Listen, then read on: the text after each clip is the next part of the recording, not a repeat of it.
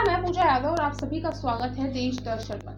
वाराणसी से पीएम मोदी ने आज अपना तीसरी बार नामांकन दाखिल कर दिया है। इस दौरान कार्यकर्ताओं में भी जोश दिखाई दिया।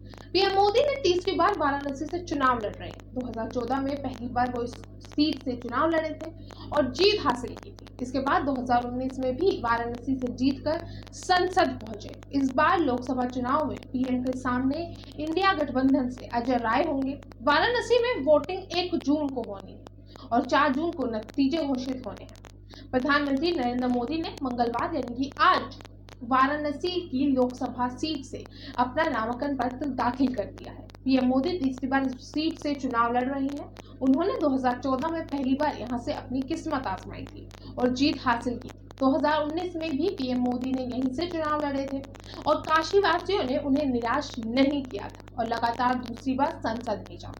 पीएम मोदी अपना नामांकन पत्र दाखिल करने के लिए वाराणसी जिलाधिकारी के कार्यालय पहुंचे। इस दौरान उत्तर प्रदेश के मुख्यमंत्री योगी आदित्यनाथ भी वहां मौजूद थे।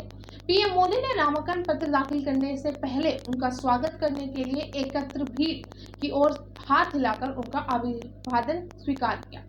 नामांकन पत्र के बाद पीएम मोदी ने पोस्ट कर लिखा कि काशी के मेरे परिवारजनों का हृदय से आभार। वाराणसी से लगातार तीसरी बार नामांकन कर मैं बेहद उत्साहित हूँ।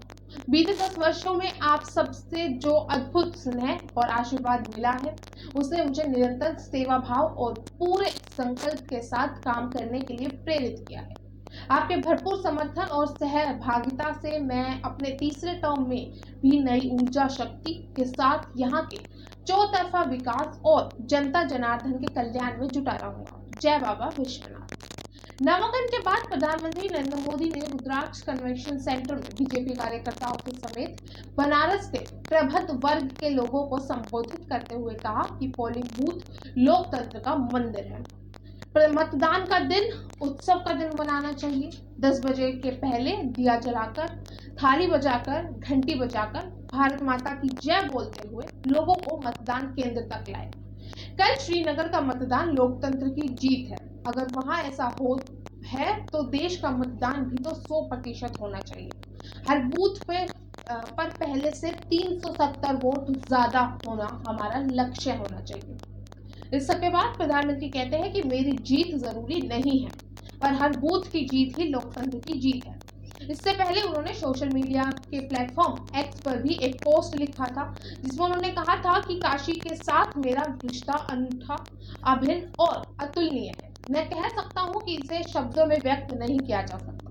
पीएम मोदी ने वाराणसी लोकसभा क्षेत्र से नामांकन दाखिल करने से पहले मंगलवार को सुबह गंगा नदी के तट पर पूजा की और काल भैरव मंदिर में दर्शन किए। उन्होंने घाट पर वैदिक मंत्रोच्चार के बीच आरती भी की।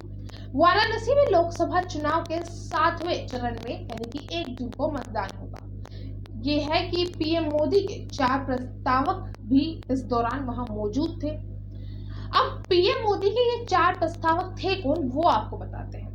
पीएम मोदी के 4 प्रस्तावकों में पंडित गणेश्वर शास्त्री, बैजनाथ पटेल, लालचंद कुशवाहा और संजय सोनकर है। आपको बता दें कि पंडित गणेश्वर शास्त्री ने ही अयोध्या में राम मंदिर के प्राण प्रतिष्ठा का शुभ मुहूर्त निकाला था। ये ब्राह्मण समाज से है, तो वहीं बैजनाथ पटेल ओबीसी समाज से आते हैं और संघ के पुराने और समर्पित कार्यकर्ताओं में से एक माने जाते हैं। लालचंद कुशवाहा की अगर बात करें तो लालचंद कुशवाहा ओबीसी बिरादरी से है और संजय सोनकर दलित समाज से आते हैं।